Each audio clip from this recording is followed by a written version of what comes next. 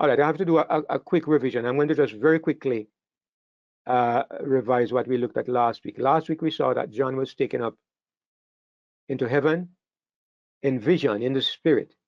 A door was opened, and what we suggested was that what is actually happening is that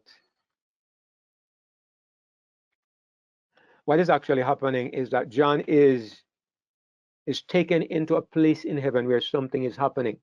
Something unusual is happening. This is not a normal day in heaven. The voice said he was going to say things that must be hereafter. All right? He was going to see things that must be hereafter. So John was going to see something that would happen sometime after his time, but it was something that would happen in heaven. That's why he's taken into heaven to see this. And that's an important point because it's a heavenly event that is going to be shown. Many people miss this point because the only people, those people who don't believe in a pre-Advent judgment, this makes no sense to them. But if you believe in a pre-Advent judgment, obviously John is being taken to heaven to see this thing happening in heaven. So in order to see what is happening, he has to go up there. If it was something happening on earth, he would not be taken into heaven. He would be shown things happening on earth, but he's taken into heaven because he's going to be seeing things that are happening in heaven. It's an important point that I hope we all can grasp. So the next thing is that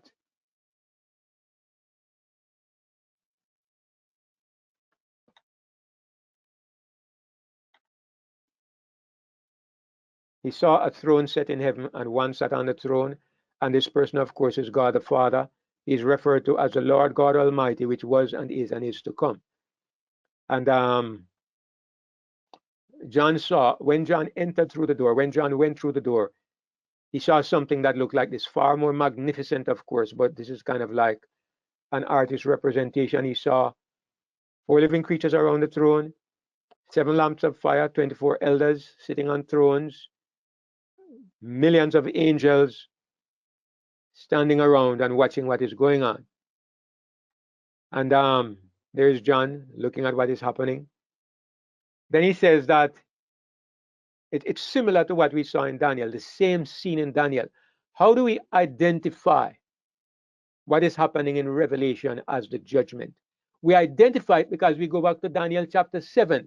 Daniel 7 shows us the same exact thing. Daniel might describe it a little bit different because, like I said, well, I said it at the webinar on Thursday, I don't believe the Bible is verbally inspired. If it was so, John and Daniel would say the same exact thing. But Daniel saw something and he described what he saw. John saw something, the same thing, and John described what he saw. They use different words, but you get the same picture, right? Brother Juan Carlos and I might look at something and we see, and well, it's like the robe that Jesus wore. You know that one of the Gospels says he wore a scarlet robe, and the other one says it was a purple robe, something like that. One says scarlet and one says purple. Is that a contradiction? No, it's that people look at colors and they see slightly different. Sometimes it's that they describe the same thing a little bit different because the word is not inspired. What happened was that they saw something. Same thing with Daniel and John. Daniel sees the scene and he describes it. John sees the same thing and describes it a little differently. Then we went on to look at the similarities. We saw that in Daniel. Daniel said the thrones were cast down. In Revelation, it says that a throne was set in heaven and one sat on the throne. Same thing. Next thing Daniel saw was that a fiery stream came out of the throne. In Revelation, John says that there were lightnings and thunderings and voices coming out of the throne. Similar, different description. Daniel said that the books were open. Revelation says that there was a book sealed with 7 seals, which was open. Same thing, but a different description. Daniel says that there were 10,000 times 10,000 and thousands of thousands standing before him. Revelation, John tells us that these thousands, 10,000s, thousands, and 10,000s were really angels who are gathered there to see what John is about to see. They come there to see something happening, and John is there to see it as well. John is privileged to step into heaven at the time of the pre-Advent judgment, and he sees all the beings who are gathered for this judgment, the watchers and the holy ones, the 24 elders, the 4 living creatures, the millions of angels. They are all there. And in this judgment, the central person is the Lamb in the center of the throne, as it were, slain. So we looked at the 4 living creatures, and we saw that they had the faces of a man, an eagle, a calf, and a lion. And the suggestion that we made was that these represent, based on what we can see from sources outside of the Bible, these represented the 4 banners under which Israel marched. They marched behind a banner with a man, the first set, behind a lion, then behind a calf, and behind an eagle. There were 4 divisions in Israel when they camped around the tabernacle and when they were marching, and they had flags or ensigns that bore these images. Now we see heavenly beings that have the same faces. And these heavenly beings are full of eyes. They are full of eyes within and behind. And the suggestion that I made is that these beings represent the heavenly beings who are set to guard and to monitor and to record the activities of Israel. These are the guardians, and these are the angels that are assigned to the people of God on earth. And so remember that Israel is made up of 12 tribes. We see that in Revelation 7, when the 144,000 are being sealed. It's 1,000, it's 12,000 from each tribe, and the tribes are mentioned. So these tribes would be under the ensign or under the flag of these 4. There's these 4 groups of angelic beings. Now, don't misunderstand me. I'm not suggesting that these beings actually look like this. And I'm not suggesting that it is literally 4 beings. Remember, we are looking at a symbolic vision. And we are to look at the meaning of the vision instead of the literal detail of the vision. What it is teaching us is that there are angelic beings who are assigned to Israel, to God's people. And one of the things these beings do is that they see everything. They see everything that happens to us. That's why they have eyes. Jesus mentioned these beings because Jesus said, be careful how you offend one of these little ones that believe in me, because their angels do what? Their angels do always behold the face of my Father which is in heaven. These are angels who have immediate access to God. They are angels who have been assigned to guard and to protect the people of God, and they see everything that happens. And they have been assigned to Israel. Now, again, I want to make the point. Some people look at this and they say that they go too far. They say that because God has assigned angels to us, God himself is not omnipresent. They say that God needs angels to see what is happening. And this is ridiculous, and it is even blasphemous. It belittles God. The point that God uses you to do something, does it mean that God can't do it? God tells me to carry a message. God tells me to carry a message to a man named Cornelius. First of all, Cornelius has a vision. All right? He sees a vision of an angel, and the angel comes to him. Why doesn't God tell him? Why doesn't the angel tell Cornelius what to do? No. First of all, God is with Cornelius. Secondly, the angel comes to Cornelius, and still none of them tell Cornelius anything. What does God say? God says, go to Joppa and you'll find a man named Peter. He will tell you what to do. So they travel 2 days journey down to Joppa. They find Peter, and 2 days back, 4 days later, Peter arrives. And Peter said, why have you sent for me? And they tell Peter that they saw this vision. And Peter says, wow, amazing. What a lesson God just taught us. And Peter tells them what they need to do. Why didn't the angel tell them? Why didn't God give Cornelius a vision instead of sending for Peter? It does not mean that God is unable to do something. It is that there are chosen agencies who do particular things. This is the way God does things. And we should not look at this and belittle God and belittle God's power because God chooses to work in a certain way. And I feel very strongly about this because there are poor, limited people who do not know the God of heaven and who belittle God and say God is unable to be omnipresent because if we believe God is omnipresent, this is spiritualism. Poor, puny, silly people who belittle the God of the universe and try to bring him down to their limited understanding. But anyway, I'm off on a tangent. What I'm really saying is that these four living creatures, I believe, to represent the beings who have been assigned to guard and protect and make a record of everything that is happening in the church of God on earth. Why is this so?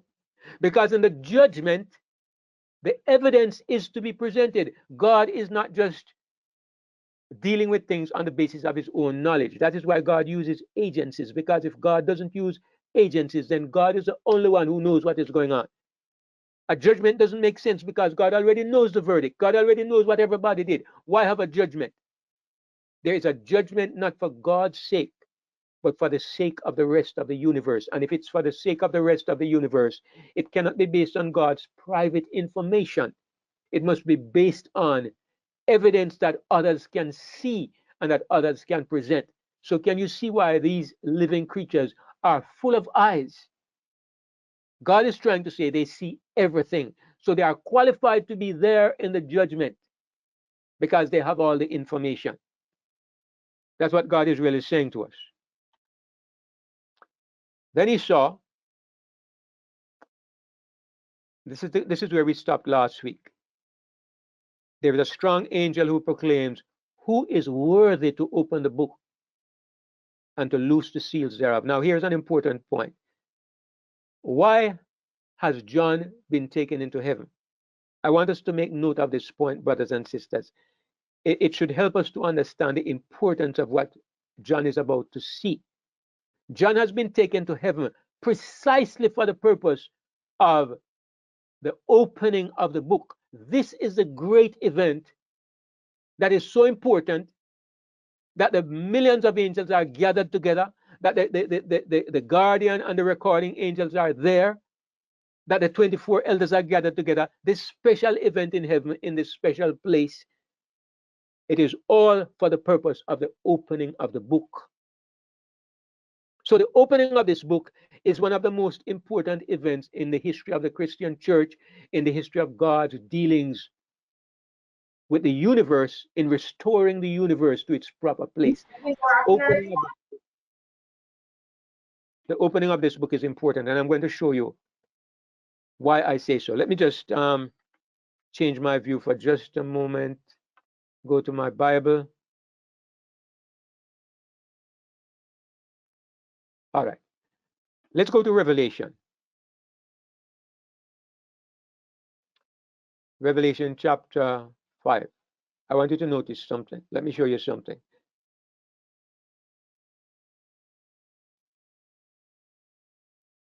It talks about the Lamb taking the book. Look at this. And when we read the Bible, brothers and sisters, I mean, I don't need to tell you this, but I want to emphasize it. Think about what we are reading, and if possible, put yourself in the situation of what you are seeing. One of the things that helped me in studying Revelation, I read through the book over and over and over. Maybe I've read through Revelation at least 50 times, maybe. And I didn't just read, I tried to take the time to understand. But on one of the readings, I took a little notebook. And everything that it describes, I tried to draw a picture. I'm sorry I lost the notebook now because I had dozens of pictures drawn. And while I was doing that, it gave me a lot of understanding that I did not see when I was just reading. But look at what happens. John is watching, and he sees Jesus coming, and he takes the book out of the right hand of God. Everybody's watching. The whole the gathering of millions of angels, the four living creatures, the 24 elders. Everybody is looking, and they see Jesus, the Lamb, step up to God the Father, and he takes the book out of his hand. I'm going to come back to that because there's a question that I want to answer. But look at what happens. When he had taken the book, something happens.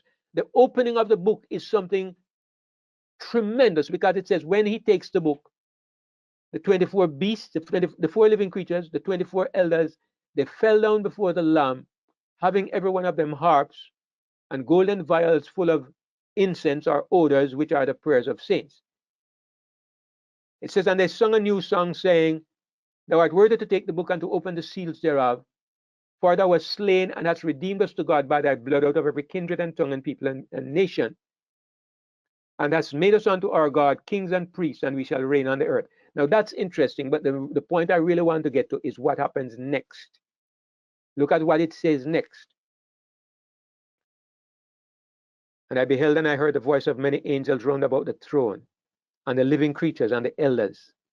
The number of them was 10,000 times 10,000 and thousands of thousands, saying with a loud voice, Worthy is the Lamb that was slain to receive power and riches and wisdom and strength and honor and glory and blessing. When does all this happen? It is when the book is open. Look what happens next. And every creature which is in heaven and on the earth and under the earth, and such as are in the sea, and all that are in them, I heard, saying, Blessing and honor and glory and power be unto him that sitteth upon the throne and unto the Lamb forever and ever. What causes this great outburst of praise to God and his Son? What causes it? What is it that leads the entire universe, every creature in heaven and on the earth, under the earth, in the sea, and everything in them? What is it that leads everybody to burst out praising God and his Son? It is the opening of the book. Whatever is in the book, brothers and sisters, is the key to bringing an end to the damage that was done to God from the beginning. The smear that was brought upon his name, the doubt that was cast upon the character of God and the government of God. This is going to be answered by the opening of that book. This is why the opening of the book is so important. This is why Revelation is so important. This is why John is taken up into heaven to see this greatest of all events. And also to Brother David, may I say, also is to me, it's not just the opening of the books, but who is worthy to open the book? That is a part of it, Sister Anita, but I'm going to come back to that part because that's a part I skipped. I wanted to get to the end first because I wanted us to see the result of the opening of the book, because I want us to understand why John was taken into heaven. He was taken into heaven to see an event of great significance, and that is what happens when the book is open. That's the event. That's the event of the ages. Okay? So Jesus' job was not finished at Calvary, neither was it finished at Pentecost. What we are privileged to see is the last part of Jesus' mission in glorifying God and in bringing an end to the great controversy. And that has to do with the opening of the book.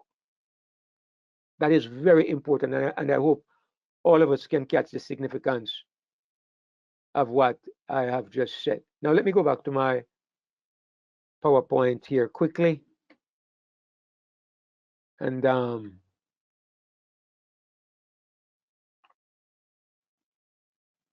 right, who is worthy to open the book and to loose the seals thereof? So, you know, I should probably read this from the Bible. Let me see. Let me go back to the Bible and just read this passage a little bit. I'll come back to the PowerPoint in a moment.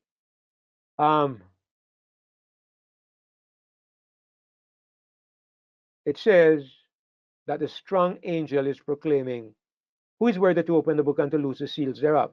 Now, here's the point. Verse 3.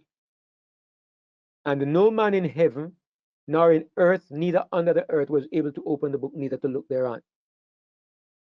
It's interesting that it says, no man. Maybe it's just a quirk of the way they write, but I'm thinking it could have said no one, but it says no man. And it kind of suggests that there is need of a human being to open this book. And I believe that that is, whether that is what it means or not, it absolutely is the truth. It has to be a human being. Nobody is worthy to open the book. And John says, I wept much because no man was found worthy to open and to read the book, neither to look thereon. Now, this is a vision. And you ask the question, why does John start to cry? If I'm having a dream or a vision, and I see that nobody can open the book, how is that my business? How does that concern me? Why is John so concerned that he does not only start to weep, but he weeps a great deal. He starts to bawl because nobody can open the book. Why? Let me explain it to you. Have you ever been in a dream and you see something that makes you very sad? In normal life, it would make you sad, but your dream not only shows you something, but it also puts a feeling in your heart. Somehow, John recognizes that he has been brought to this place to see something. And when he looks around, he sees that everything is focused on the book. Everybody is intently interested in the book and the opening of the book. It's like you look around at the church you loved and you see the darkness that comes in and nobody stands up to speak the truth and you want to weep. It's like Jesus looking at Jerusalem and seeing that he has tried so hard with these people and nobody is responding and he weeps. John gets that kind of feeling. He knows something of great importance is right before him and nobody can open the book and he starts to bawl. All of this, of course, God is setting the stage for us to understand. He's setting the stage. And one of the elders said unto me, weep not, don't cry. Behold, the Lion of the tribe of Judah, the root of David, hath prevailed to open the book and to loose the 7 seals thereof.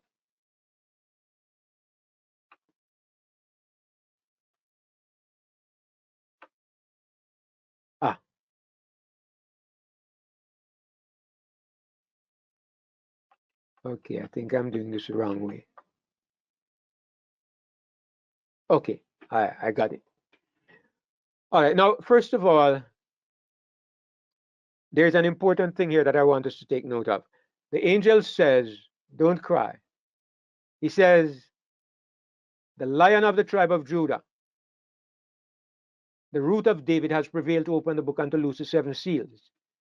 Then John says, I looked, and in the midst of the throne and of the 4 living creatures and in the midst of the elders stood a lamb as it had been slain, having 7 horns and 7 eyes, which are the 7 spirits of God sent forth into all the earth. Now, the first thing that John hears, the first thing I want to point out is that John hears a statement.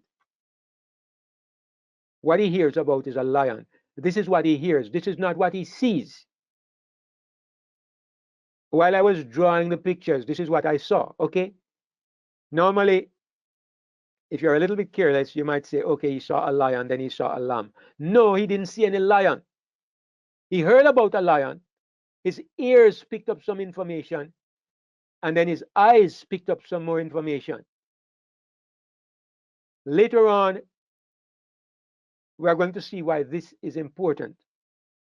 I'm not going to make a big thing of it at this point, but I'm going to come back to it. So maybe we can all bear that in mind. So there is a reason why God describes him as a lion.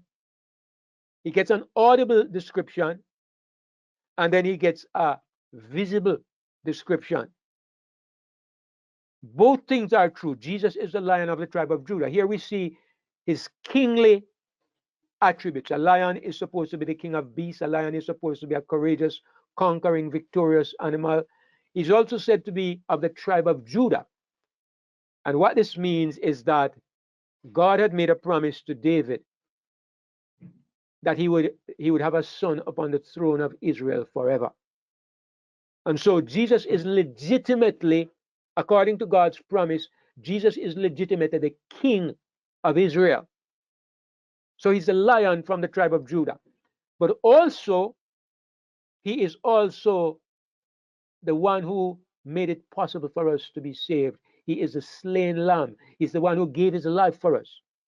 So he's both our king and he's our sacrifice. He's both our Lord and he's our substitute. Why is this presented to us? Because remember the question: who is worthy to open the book? We see two qualifications in order to open the book. First of all, you have to be the king of Israel. No, before that, first of all, you have to be a man. Secondly, you have to be the king of Israel. And thirdly, you have to be the one who died for humanity. Nobody else can open the book. Do you see why nobody could open the book? No man in heaven or earth. Do you see why none of the 4 living creatures could open the book? You see why none of the 24 elders could open the book? You see why even God himself can't open the book? Because the qualifications are very specific. One person in the universe is qualified to open the book. This gives us a clue about what is written in the book. We'll come to that. So Jesus is represented as both the lion and the lamb. These two descriptions tell you about different sides of his character and of his work. And let me give you a clue. When we come to Revelation 7, God does the same thing in terms of the 144,000. Two different descriptions of the same people. First of all, they hear something. John hears something and then he sees something. Same people, two different descriptions. That's why I'm asking you to bear this in mind, because we're going to come upon it again. So he steps up to the Father and he takes the book. And of course, we already looked at this last part. When he takes the book, every creature in heaven and in earth fall down. First of all, they praise Jesus and they say, let's take a little look at this. Let's take a little look at some of the things that are highlighted here. Maybe I should use my highlighter. All right. It says, when he had taken the book, this is what happens. The 4 beasts and the 24 elders fell down before the Lamb. They have harps and golden vials full of odors, which are the prayers of saints. I'm going to come back to this. Golden vials full of odors, which are the prayers of saints. I'll come back to this in a moment. Let's leave that behind and come back. And they sing a new song saying, "You are worthy." So first of all, the one who opens the book must be worthy. You are worthy to take the book and to open the seals. Why? Here is what makes him worthy. For thou wast slain and hast redeemed to God by your blood out of every kindred and people and nation. This is what makes Jesus qualified to open the book. There are certain very strict qualifications for opening the book. First of all, as we pointed out, you had to be a man. You also had to be the king, the promised king of Israel. But here's the important thing. He was slain and he has redeemed us. And he has made us kings and priests unto our God. So this is what qualifies him. Now, the question is, how does this qualify a person? What kind of qualification is this? And I'll explain to you. Who is worthy? Who is worthy to stand in judgment on a person? Remember that we say, this is the judgment. Brother Andrew is in the legal business. He's a lawyer, right? For those who don't know, Brother Andrew, Judah Mighty, is a lawyer. So he can back up some of what I'm saying. One of the reasons why when you have a trial, a court case, they choose a jury. The idea is that theoretically, in order to have a fair trial, you need to have some of your own peers. Let me look at you all just for a moment, and then I'll come back to this. I want to look at your faces and make sure you're looking at mine while we're talking. Okay. I want to explain something. One of the things that I want to use America as an example, because America is such a country that some of the examples that you want to look at in some things, you can find it there. In America, a lot of the complaints that people have sometimes, especially black people, is that the jury that tries them is made up of mostly white people. You know that argument? Why would that be a problem? Because it is believed that white people in general, nobody please, I'm not trying to suggest anything about the races. I'm just talking about something that happens in the culture.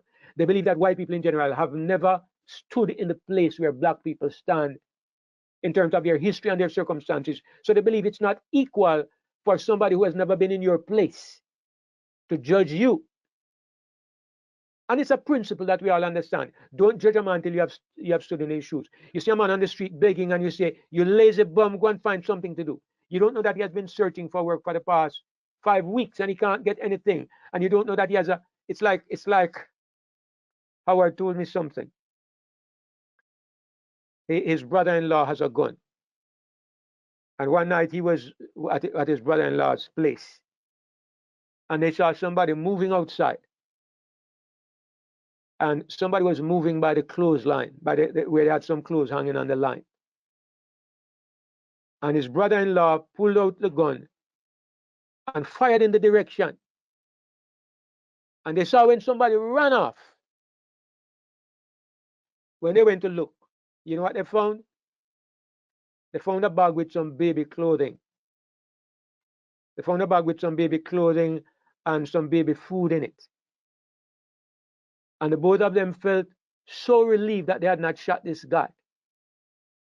Because you can look at the bag and they put 2 and 2 together and they realize that it's probably somebody who is suffering and he can't find any way to take care of his little baby, and he comes trying to pinch something and look, the guy nearly got shot. Anyway, I'm drifting off path a little bit, but what I'm saying is it's a principle of justice that the only person who is qualified to judge you is somebody who understands your situation. Let me show you another verse where Jesus enunciates the same principle.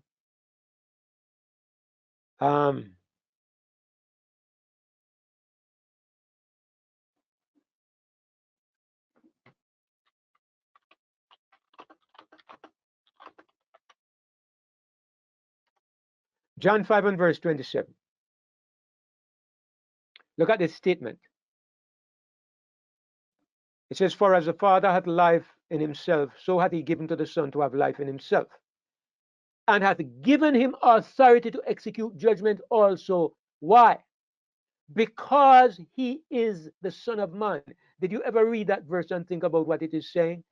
It says that God has given Jesus the authority to judge. He mentions executing judgment, but why is Jesus chosen to judge humanity? Because he is the Son of Man. He's one of us. If he were not one of us, he has no qualifications to judge us. Nobody can judge us except one who is one of us. So he's our Savior. He died and gave his life for us. So he knows what he did for us. He knows what it takes to overcome sin. He knows what it means to be a human being. So therefore, he is qualified to stand in the judgment to save us, to stand in the judgment and to go through whatever it takes to examine the church and to determine and to lay out the evidence before the universe, because he is the Son of Man. So, thou art worthy. The angelic beings say, thou art worthy. Now, another thing I want to point out is that it says that these 4 living creatures, not the 4 living creatures, the 24 elders, they have golden vials full of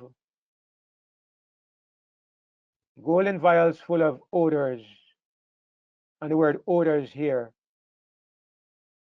It really should have been translated as incense, which are the prayers of saints.